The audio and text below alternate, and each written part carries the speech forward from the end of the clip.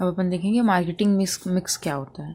Marketing mix is a plan that design marketing strategies regarding 4 important elements of market mechanism. These element are known as 4 P's बोला जाता है, ठीक है, जैसे denoting product, price, place and promotion. तो marketing mix में क्या होता है, एक प्लान होता है जिसमें मार्केटिंग स्ट्रेटेजी को डिजाइन किया जाता है किसके रिगार्डिंग, किस एलिमेंट्स के regarding, product, price, place and promotion के रिगार्डिंग, ठीक है। इसमें प्लान बनाया जाता है इनके regarding. Marketing mix refers to a set of marketing tools that a firm use to pursue its marketing objectives in a target market. William Stanton की definition में marketing mix is a combination of 4 element product, price, distribution system, place and promotion activities use to satisfy the needs of an organization, targets markets and at the same time achieve its market objective। ठीक, तो आपको जो सही लगे definition आप वो देख सकते हैं। अब एलिमेंट्स में अपन सबसे पहले पढ़ेंगे, अपना सबसे पहले एलिमेंट्स में क्या आता है, प्रोडक्ट आता है। प्रोडक्ट्स क्या होते हैं, product is a mixture of tangible and intangible attributes which are capable of being exchange for values with ability to satisfy consumer needs. अब प्रोडक्ट्स कैसे टेंजिबल भी हो सकते हैं, इनटेंजिबल भी होते हैं, जिनकी कोई एक्सचेंज वैल्यू होती है और जो ह्यूमन कस्टमर नीड्स को सेटिस्फाई करते हैं, उनको प्रोडक्ट्स बोला जाता है। अब प्राइस क्या होते हैं अपने, price is a amount of money customer have to pay to obtain a product. किसी प्रोडक्ट को खरीदने के लिए पे करना पड़ता है, उसको प्राइस बोलते हैं। In case of most of the product level of price affect the level of their demand. जो लेवल ऑफ प्राइस है वो किसको अफेक्ट करती है, लेवल ऑफ डिमांड को, ठीक है ना। अब price mix should be decided keeping in view the cost of manufacturing and marketing the product, purchasing power of the target groups of customers, degree of competition in the market, ठीक है ना, the profit maximization। तो price को भी ध्यान में देखो, price कैसे डिसाइड किया जाता है, कितने में आपने को बनाई है गुड्स को, मार्केटिंग में कितना आपने प्रोडक्ट में खर्च किया, कितना परचेजिंग पावर है कस्टमर की, ये सबको ध्यान में रखते हुए आपको किसी भी प्रोडक्ट के प्राइस को फिक्स करना पड़ता है। नेक्स्ट अपना आता है प्लेस और physical distribution mix. It refers to the activities that are involved in transferring ownership to customer and to make product available at the right time and place। Place में क्या होता है, कस्टमर को product available हो सही जगह पे सही समय पे। Its purpose is to make the product or service available to customer at the right time on the air and the place। अब चैनल ऑफ डिस्ट्रीब्यूशन में क्या आते हैं, कैसे डिस्ट्रीब्यूट किया जाता है, तो फर्स्ट अपना चैनल ऑफ डिस्ट्रीब्यूशन है, नेक्स्ट है फिजिकल डिस्ट्रीब्यूशन। अब लास्ट अपना आता है प्रमोशन मिक्स। इसमें क्या होता है, it consist of all activities that are involve in persuading and motivating customers to buy the product. Promotion किया जाता है, कस्टमर्स को परसुएड किया जाता है कि आप हमारे प्रोडक्ट्स को खरीदें। The various elements of promotion mix are as under. क्या क्या एलिमेंट्स होते हैं, अब इसमें सेल्स प्रमोशन होता है, means increasing sales through short term promotional activities such as display, demonstration, fashion shows के द्वारा वही प्रमोशन करना सेल्स बढ़ाने के लिए। एडवर्टाइजिंग में A detailed study is made in the following pages in this chapter। आगे पढ़ेंगे अपन पर्सनल सेलिंग्स में, फेस टू फेस कम्युनिकेशन के द्वारा, मतलब है ना जो सेल्समैन करते हैं ना, पर्सनली जाके सेल करते हैं इस तरीके से। पब्लिसिटी में it means the mention of a company, a brand और product in newspaper and electronic media, publicity करना। अब एलिमेंट्स क्या होते हैं और factors affecting marketing mix. First है demand in the market। If the demand for a product increases in the market and its production is cost effective, then the firm will start producing its more। अगर demand market में ज़्यादा demand है तो firm क्या करेगी, ज़्यादा production करेगी।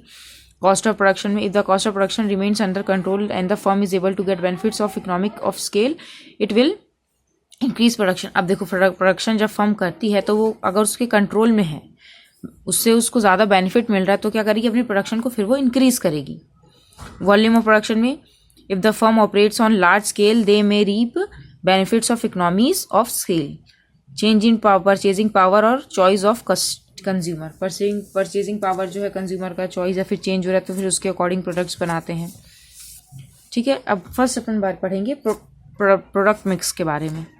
It is an important element of marketing before making decision, but about pricing, promotion and distribution, a firm has to determine what product it will offer in the market। अब देखो product में सबसे पहले आपको ये समझना है कि आपको सबसे पहले क्या प्रोडक्ट आपको बनाना है ना। It refers to the combination of various factors relating to the products और various to be offered for sale. और उसमें किस क्वालिटी का, किस साइज का, किस रेंज का, किस ब्रांड का, name, packing, label, warranty etcetera is the main components. Product में इसमें ये सारे इसके कंपोनेंट्स होते हैं। फर्स्ट अपना range of product to be offer for sale, कितने रेंज तक प्रोडक्ट अपन बेचेंगे, ब्रांड नेम क्या होगा, पैकेज कैसे करना है, लेबल ऑन द पैकेज और प्रोडक्ट। ठीक है, ये हो गया अपना। अब फर्स्ट अपना आता है ब्रांडिंग। ब्रांडिंग क्या होता है? A brand is a name, term, sign, symbol, design और some combination of them use to identify the product. किसी प्रोडक्ट को जानने के लिए, पहचानने के लिए साइन, सिंबल, डिजाइन ये सब रहता है। ठीक है ना। गुड्स और सर्विसेज ऑफ वन सेलर और the group of seller to differentiate them from those of the competitors. तो ब्रांडिंग होती है। A brand is something that is bought by the consumer, bought by the customer. A brand is a unique, a successful brand in timeless. अब कैसे रहते हैं देखो। अब characteristics क्या होता है गुड ब्रांड नेम का? The brand name should be short, easy to pronounce. Short easy होना चाहिए, इजीली प्रोनाउंस हो जाए, स्पेल, रिकॉग्नाइज एंड रिमेंबर, जल्दी से याद हो जाए। ठीक। एग्जाम्पल दिया विमरिन, लैक्मे, गोदरेज, ये सब। It should suggest the product benefits and qualities, और जो भी नाम है उससे प्रोडक्ट की जो भी बेनिफिट्स है, क्वालिटीज है, वो समझ में आए, है ना, सजेस्ट करे। A brand name should be distinctive, जैसे डिस्टिंक्टिव होना चाहिए। एग्जाम्पल लिरिल, लक्स, सफारी, इस तरीके का। It should remain constant for the reasonable period of time in order to gain popularity, और अगर आपको पॉपुलैरिटी चाहिए तो कम से कम कांस्टेंट पीरियड, उसको मतलब लंबे समय तक आपको कम से कम उसको कांस्टेंट रखना है, जैसा है वैसा ही रखना है। पॉपुलैरिटी में चाहिए तो अगर आप फ्रीक्वेंटली चेंज करते रहेंगे तो फिर वो कैसे किसी को याद रहेगा। It should be capable of registration and legal protection, और उसमें आपको उसका रजिस्ट्रेशन भी कराना है और लीगल प्रोटेक्शन भी लेना है, ताकि उस नाम को कोई दूसरा ना यूज कर सके। इसके लिए आप उसका रजिस्ट्रेशन कराते हैं ब्रांड नेम से। अब डिफरेंट क्या होता है ब्रांड और ट्रेडमार्क में? Trademark is such brand that has protected legally as only one seller use it. Trademark मतलब किसी भी ब्रांड को आप ट्रेड करवा लेते, ट्रेडमार्क करा लेते, जिससे सिर्फ आप ही उस नाम से बेच पाओगे और कोई दूसरा सेलर उसको नहीं, उस नाम को यूज कर पाएगा। It means registered brand is trademark. जो ब्रांड को आपने रजिस्टर करा लिया वो ट्रेडमार्क बन जाता है। All the trademark are brand but not all brands are trademark. जितने भी ट्रेडमार्क हैं सारे ब्रांड्स ही होते हैं, पर सारे ब्रांड्स ट्रेडमार्क नहीं होते। ठीक है, तो ये डिफरेंस है। ब्रांड को रजिस्टर कराने से वो ट्रेडमार्क बन जाता है। अब एडवांटेजेस क्या होते हैं ब्रांडिंग के? प्रोड्यूसर्स को क्या एडवांटेजेस मिलता है? Identifying and recognising the product को आइडेंटिफाई करने में हेल्प करता है ब्रांडिंग से। बेसिस ऑफ एडवर्टाइजिंग में, branding is the basis of advertising and other techniques of mass selling.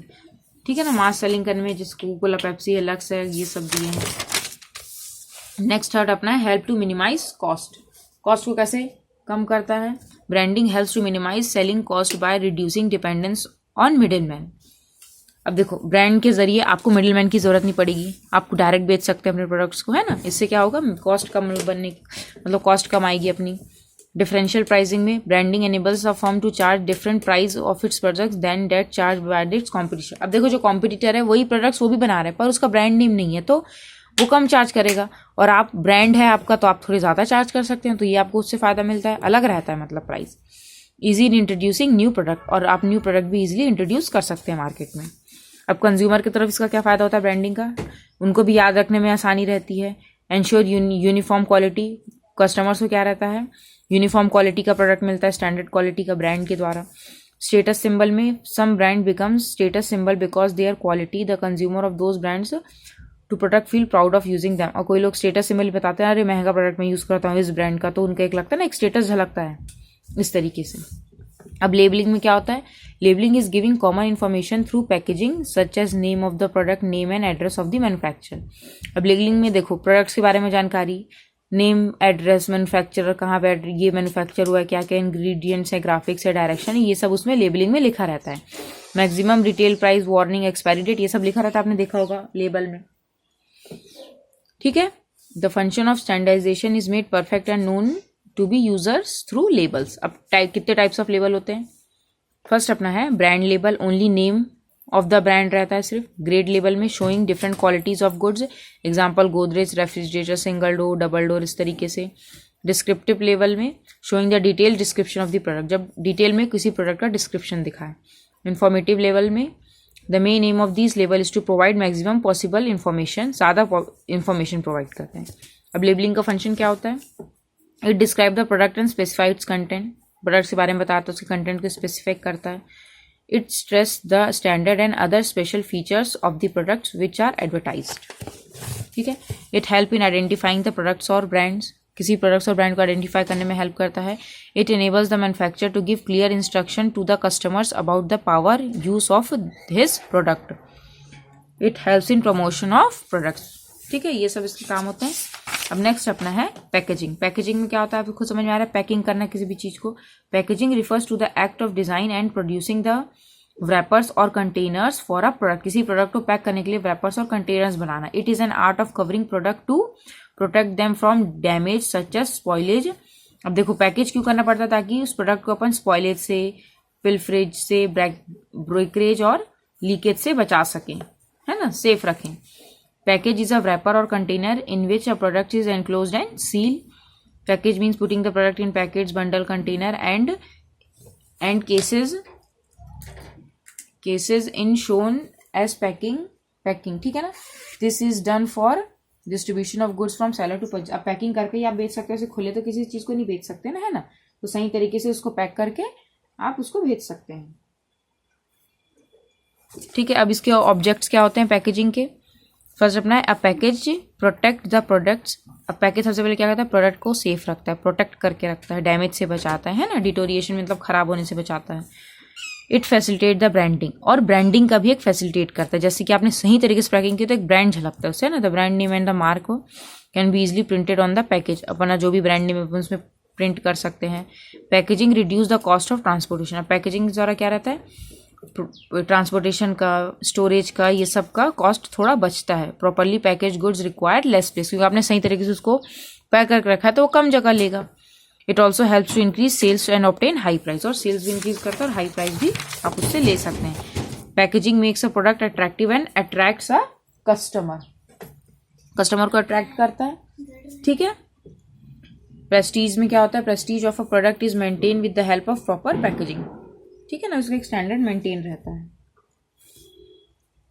ठीक, अब फंक्शंस क्या होता है। फर्स्ट फंक्शन अपन देखेंगे पैकेजिंग का, तो क्या है, प्रोडक्ट प्रोटेक्शन। सबसे पहले तो यही है, किसी प्रोडक्ट के को प्रोटेक्ट करता है। नेक्स्ट है प्रोडक्ट का प्रमोशन भी किया जा सकता है। पैकेज में आपका जो भी प्रोडक्ट उसका आप नाम, ब्रांड, ये सब प्रिंट करा दो तो उसका प्रमोशन हो जाएगा। प्रोडक्ट आइडेंटिफिकेशन, प्रोडक्ट को आइडेंटिफाई करने में हेल्प करता है। यूज में कन्वीनियंट रहता है। Differentiation helps in selling. अब नेक्स्ट अपना सेकंड हेड अपना आता है मार्केटिंग का जो होता है प्राइस और प्राइस डिटर्मिनेशन, की किस तरीके से प्राइस को किसी प्रोडक्ट का डिटरमाइन किया जाता है। ठीक है। अब इसमें क्या है, the amount of money paid to buy a product और service is called a price. किसी भी प्राइस क्या होता है, किसी प्रोडक्ट को खरीदने के लिए जो पैसे दिए जाते हैं उसको प्राइस बोला जाता है। ठीक है ना। The word price determination is different than price. It means fixing the price of product by firm taking into consideration that the price should be such as to fulfill firm's objective. अब price determination में ये बता रहे हैं कि आप किसी product के प्राइस को कैसे डिटरमाइन करोगे जिससे कि जो भी फर्म का ऑब्जेक्टिव है वो फुलफिल हो। अब ऑब्जेक्टिव क्या होता है प्राइस डिटर्मिनेशन का, फर्स्ट है to generate maximum sale revenue on और प्रॉफिट। ऐसा प्राइस रखो जिससे कि सेल्स बढ़े, प्रॉफिट, फर्म को प्रॉफिट भी हो, रेवेन्यू भी जनरेट हो, इस तरीके का प्राइस आपको रखना है। स्टेबिलिटी भी होना चाहिए प्राइस में, मीन्स आप कम ज़्यादा नहीं कर सकते, स्टेबल रखना है प्राइस को।